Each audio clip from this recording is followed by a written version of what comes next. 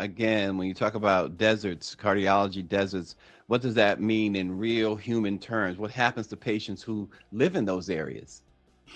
Well, cardiovascular deserts is certainly our campaign that we're looking at, and we define, and it's been defined by others as areas where you have limited to no cardiologists available.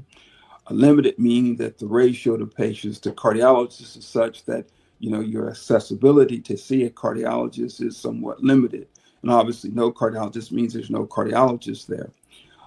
These deserts are geographically defined by the United Hmm. States. And unfortunately, we don't have a slide we can show today. But for you sports fans out there, essentially it looks like the Southeastern Conference.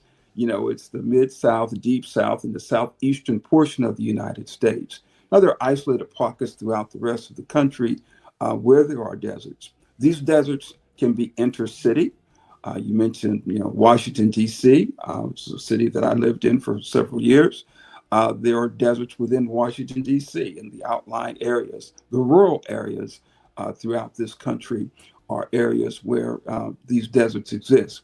Now, very interesting, if you look at the demographics of where most people of color, specifically Black people, live, the highest concentration of the Black population is in the areas of these cardiovascular deserts, this mid South, southeastern portion of the United States. And of course, there are historical reasons as to why those areas are more inundated with Black people.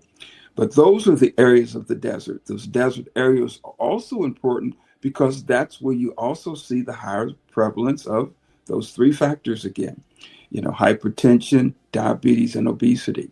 And so that's what we mean by the desert, an area where you don't have the appropriate access to cardiovascular